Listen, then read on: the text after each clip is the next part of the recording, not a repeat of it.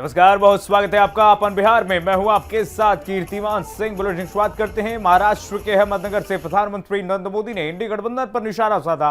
PM Modi ने कहा कि तीसरे चरण के मतदान ने यह साबित कर दिया है कि 4 जून को इंडी अगाड़ी की एक्सपायरी डेट तय हो गई है। चुनाव के पहले ये जो भानुमति का कुनबा जुड़ा था वो 4 जून को रेत के टीले की तरह बिखरने वाला है। इस बार का चुनाव संतुष्टिकरण और तुष्टिकरण के बीच हो रहा है। वहीं पीएम नरेंद्र मोदी के बयान के बाद एक बार फिर वार पलटवार का दौर शुरू हो गया है। आरजेडी नेता तेजस्वी यादव ने प्रधानमंत्री पर कटाक्ष करते हुए कहा कि प्रधानमंत्री जान रहे हैं कि इस बार उनका जाना तय है और इस बार बिहार और पूरे देश की जनता तानाशाही सरकार को हटाना चाह रही है। तीसरे चरण के चुनाव में हमारी स्थिति बहुत अच्छी है। हमें पूर्ण विश्वास है कि 4 जून को इंडिया गठबंधन की सरकार बनने जा रही है।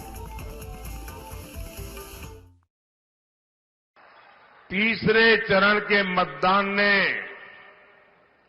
ये साफ कर दिया है कि 4 जून को इंडी अगाड़ी की एक्सपायरी डेट तय हो गई है।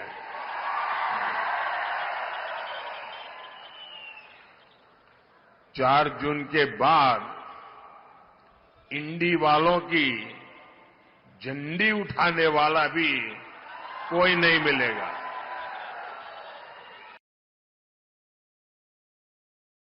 अरे प्रधानमंत्री जी सब जान रहे हैं कि उनका जाना तय है इस बार, और इस बार जो है बिहार की जनता यानी पूरे देश की जनता जो है इस बार तानाशाही सरकार को हटाना चाह रही है। अब सब लोग जो है धीरे धीरे उंगली चबाने का काम कर रहे हैं। तो हम लोग पूरी तरीके से एकदम कॉन्फिडेंट है कि 4 जून को इंडिया की सरकार बनने जा रही है। वहीं तेजस्वी के बयान पर एलजेपी-आर के प्रमुख चिराग पासवान ने पलटवार करते हुए कहा कि प्रधानमंत्री मोदी तीसरी बार प्रधानमंत्री पद की शपथ लेने जा रहे हैं। अगर इसे वे जाना कह रहे हैं तो बिल्कुल तय है कि वे जाएंगे और तीसरी बार प्रधानमंत्री पद की शपथ लेंगे। भाई प्रधानमंत्री जी तीसरी बार प्रधानमंत्री पद की शपथ लेने जा रहे हैं। अगर इसको वो जाना कह रहे हैं तो बिल्कुल ये बात तय है कि वो जाएंगे और तीसरी बार प्रधानमंत्री पद की शपथ लेंगे। जितना ध्यान ये विपक्ष के नेता मेरे प्रधानमंत्री पर देते हैं, इतना ध्यान अगर अपने प्रत्याशियों पे दे दे तो संभवतः उनकी जमानत बच जाएगी। जितना समय ये लोग व्यर्थ की बातों को मुद्दा बनाने में ये लोग लगाते हैं, बिहारियों की चिंता कर लेंगे, उनसे जुड़े विषय अगर ये लोग उठा लेंगे तो संभवतः इनके प्रत्याशियों का प्रदर्शन थोड़ा बेहतर हो जाएगा। तो चलिए बढ़ेंगे आगे। राजद सुप्रीमो लालू प्रसाद यादव के मुसलमानों को आरक्षण देने वाले बयान पर बीजेपी नेता और केंद्रीय मंत्री अश्विनी चौबे ने निशाना साधा है। उन्होंने कहा कि ये लोग धर्म के आधार पर आरक्षण देना चाहते हैं। ये लोग पिछड़ों, अनुसूचित जाति और अति पिछड़े सभी का आरक्षण धर्म के नाम पर मुसलमानों को देना चाहते हैं। जरा दोनों नेताओं की प्रतिक्रिया सुनिए आप पहले। मिशन मैंने लागू किया था। अब आरक्षण सामाजिक आधार होता है, धर्म आधार नहीं होता है। अटल बिहारी वाजपेयी जी ने संविधान समीक्षा आयोग बना दिया था और ये लोग यही चाहते हैं लोग कि ये जो थर्ड फेज का जो चुनाव हो रहा पूरा खुजली इनको खुजला रहा दे इनका, और हम थर्ड फेज में हम काफ़ी हमारे पक्ष में रिपोर्ट आ रहा है हमारे गठबंधन का, हम जीतेंगे। जो लोग आरक्षण धर्म के आधार पर करने की बात, इन लोगों का मंशा यही है। कांग्रेस का मैनिफेस्टो स्पष्ट इस बात को परिलक्षित कर रहा है और कर्नाटक का उनका व्यवहार, ये लोग धर्म के नाम पर पिछड़ों का, अनुसूचित जाति और अति पिछड़े सभी का आरक्षण ये लोग धर्म के नाम पर मुसलमानों को देने का इनका मन बना हुआ है। यही लोग हैं जो आरक्षण का इस प्रकार से दुरुपयोग करना जो कर्नाटक में किया है, इनका पूरे देश में अगर सरकार भूल से भी बन जाती है, जो कि संभव ही नहीं है। ये ऊपर पप्पू और नीचे गप्पू और बगल में सप्पू और इधर बगल में धप्पू, ये पप्पू गप्पू सप्पू डप्पू, इससे सरकार नहीं चलने वाला है। नरेंद्र मोदी की सरकार बनेगी, देश में फिर से तीसरी महाशक्ति हम बनने वाले हैं। वहीं लालू प्रसाद यादव के द्वारा मुस्लिम आरक्षण को लेकर दिए गए बयान पर बीजेपी के राष्ट्रीय प्रवक्ता शाहनवाज हुसैन ने निशाना साधा है। शाहनवाज हुसैन ने कहा कि दूसरा जन्म भी ले ले कोई नेता विपक्ष का, तब भी धर्म के आधार पर आरक्षण नहीं दे सकता है। भारत का संविधान धर्म के नाम पर आरक्षण देने की इजाजत नहीं देता है। सुनिए एक बार। दूसरा जन्म भी ले ले कोई नेता विपक्ष का, तब भी धर्म के आधार पर आरक्षण नहीं दे सकता। भारत का संविधान धर्म के नाम पर आरक्षण देने की इजाज़त नहीं देता है। लेकिन अगर 10% उसमें मिलने के बावजूद, मंडल कमीशन में मिलने के बावजूद कोई ये कह दे कि धर्म के नाम पर आरक्षण सारे मुसलमानों को दे दें, तो ये संविधान सम्मत नहीं है। और इस तरह का बयान सिर्फ वोट की लालच में दे रहे हैं नेता। हम लोग मानते हैं कि अनुसूचित जाति जनजाति में भी धर्म के नाम पर आरक्षण नहीं है, मुसलमानों का आरक्षण वहाँ नहीं है। लेकिन ये लोग वोट के लिए कुछ भी बयान दे रहे हैं, वोट बैंक की पॉलिटिक्स कर रहे हैं, जिसकी प्रधानमंत्री ने भी घोर निंदा की। वहीं महाराष्ट्र के अहमदनगर से पीएम मोदी ने कहा कि बिहार में अभी अभी जेल से बाहर आए हैं। इन्होंने मीडिया के सामने साफ कहा है कि एनडीए गठबंधन की सरकार आई तो देश में मुसलमानों को आरक्षण देंगे और पूरा का पूरा देंगे। एनडीए गठबंधन का कहना है कि ये पूरा का पूरा आरक्षण छीनकर मुसलमानों को देंगे। इस पर राजद नेता मनोज झा ने प्रधानमंत्री नरेंद्र मोदी पर जोरदार हमला किया है। उन्होंने कहा कि पीएम मोदी अगर हिंदू और मुसलमान ना करें तो वे पार्षद का चुनाव तक नहीं जीत सकते हैं। ये एक्सपायरी डेट दवाइयों में इस्तेमाल होती है, लोकतंत्र में नहीं। इस तरह की भाषा का इस्तेमाल प्रधानमंत्री न करें। बिहार में सभी 5 सीटों से बहुत अच्छी प्रतिक्रिया मिल रही है और मुझे नहीं लगता है कि एक भी सीट भाजपा के खाते में जाएगी। उन सभी 5 क्षेत्रों में जहां हमने चुनाव लड़ा, मुझे नहीं लगता है कि बीजेपी भी एक सीट जीतने जा रही है। ये इंडिया अलायंस के सबसे बड़े पार्टनर बिहार में अभी जेल से बाहर आए हैं। अदालत ने जिनको सजा दी है, आप जानते हैं ना? जानते हैं ना? कौन? हाँ, कौन? कौन? जी वही, चारा घोटाले में जिन्हें अदालत ने दोषी करार दिया, उन्होंने आज मीडिया के सामने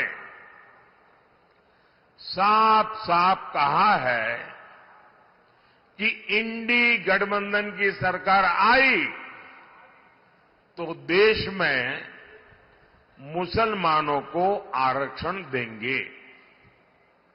और सिर्फ आरक्षण देंगे इतना ही नहीं, बल्कि पूरा का पूरा आरक्षण देंगे। और पूरा का मतलब है, अभी पूरा आरक्षण किसके पास है?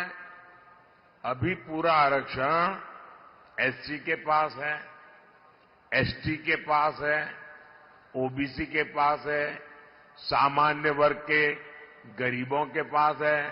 अब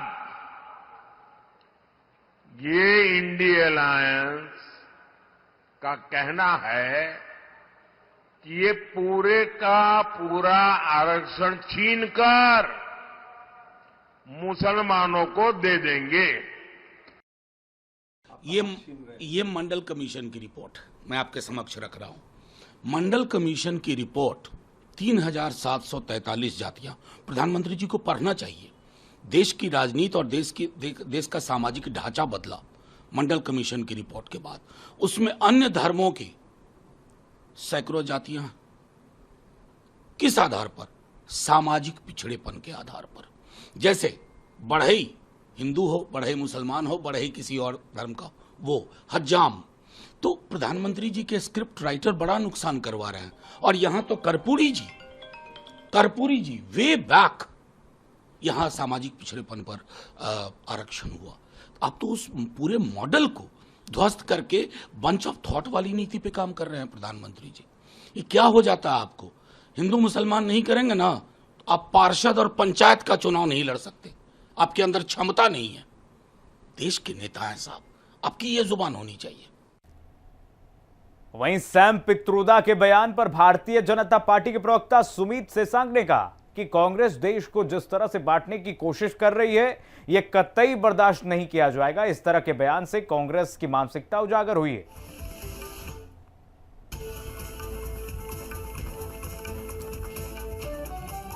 कांग्रेस के नेता राहुल गांधी जी की तरह ही उनके चाचा जी का चाल चरित्र और नियत है। पूरे देश को टुकड़े टुकड़े गैंग की गोद में बैठाने का काम कांग्रेस पार्टी करती है और सैम पित्रोदा इसी कहीं ना कहीं ढर्रे पे आगे चल रहे हैं तो आखिर वो कांग्रेसी ही ना, और टुकड़े टुकड़े गैंग की गोद में बैठकर उनका भी जन्म हुआ है। तो ऐसे लोग किस प्रकार की बात करेंगे? पूरे देश को विभाजन करने वाली बातें करते हैं, पूरे देश को तोड़ने वाली बातें करते हैं। एक तरफ ओबीसी का आरक्षण छीन के मुसलमानों को देने की बात करते हैं और पूर्व में प्रयोग करके किया भी है, उन्होंने देने का भी काम किया है। इनको स्पष्ट रूप से मैं बताना चाहूंगा कि ऐसे लोगों की दाल देश में नहीं गलने वाली है। ओबीसी एससी एसटी का आरक्षण छीन करके और देश को विभाजनकारी नीतियों में बांटने वाले जो लोग हैं, उनकी बातों को कभी भी हम फलीभूत नहीं होने देंगे। वहीं अपने कार्यों और बयानों से हमेशा से सुर्खियों में रहने वाले भागलपुर गोपालपुर से जदयू के बड़बोले विधायक गोपाल मंडल ने एक बार फिर से बड़ा बयान दे डाला है। गोपाल मंडल ने कहा है कि प्रधानमंत्री नरेंद्र मोदी का भाव घटा है और जिस तरह से एनडीए बिहार में 40 में 40 सीटों पर जीत का दावा कर रही है, वो संभव नहीं है। सुनिए जरा पहले। ये सभी छोड़ दीजिए, इसलिए चुनाव रिजल्ट निकलने दीजिए, तब पूछिएगा। तो क्या लगता है कि इस बार सत्ता में कौन है? सत्ता में कौन है? सत्ता में इंडिया गठबंधन अपना दावा ठोक रही है। देखिए भाई, सत्ता में तो अभी जैसा लगता है नरेंद्र मोदी, लेकिन इनका भी भाव घटा है। किनका भाव?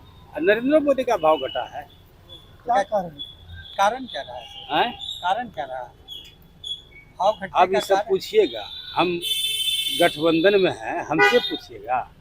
हम इशारे इशारे में बोल दिए नरेंद्र मोदी का कुछ भाव घटा है। भागलपुर जीत रहे हैं जब मंडल, ये कैसे बोलेंगे जीत रहा है? सब तो वोट बाट होके चला गया बक्सा में। आप ही लोग बता सकते हैं जीतता है कि हारता है। और अब खबर सासाराम से है, जहां बिहार सरकार के श्रम संसाधन मंत्री संतोष सिंह को सासाराम के एमपी एमएलए कोर्ट में बरी कर दिया है। उन पर साल 2015 में एक आचार संहिता मामले में केस दर्ज हुआ था। लगभग 9 साल के बाद इस मामले में फैसला आया है। इस दौरान मंत्री संतोष सिंह कोर्ट में प्रस्तुत हुए। इसके बाद सासाराम की कोर्ट ने उन्हें बरी कर दिया है, जिसके बाद मंत्री ने कहा कि बीजेपी के लोगों को कानून पर पूरा भरोसा है और वो भी कानून का पूरा पालन करते हैं। उन्हें झूठे मुकदमे में फंसाया गया था। इसके बाद माननीय न्यायालय ने उन्हें आज बरी कर दिया है। मामला था झूठ मूठ का फंसाया गया था। उसमें जिस समय लड़ रहे थे उस समय ललटेन की यहाँ सरकार थी, उन लोगों ने ज़बरदस्ती हमको फंसा दिया था और माननीय न्यायालय ने न्याय करते हुए बाइज्जत बरी किया। कब का मामला था? क्या मामला था ये 2015 का जब पहली बार चुनाव लड़ रहे थे उस समय का विषय था और पता नहीं कहाँ इनको कंप्लेंट मिल गया था। मैं था भी नहीं वहाँ, ज़बरदस्ती फंसाया गया हरास करने के लिए। लेकिन माननीय न्यायालय को बधाई है और माननीय न्यायालय पे हम सभी भारतीय जनता पार्टी के लोगों का विश्वास भी रहता है। बाकी लोगों का तो विश्वास नहीं रहता है, संविधान पे किसी को विश्वास नहीं रहता है, अपने परिवार में ज़्यादा विश्वास रहता है। अपने परिवार को बचाने के लिए लोग कहता है कि संविधान खतरे में है, लेकिन हमें पूरा भरोसा था न्यायालय पे, पूरा न्याय का भरोसा था जो आज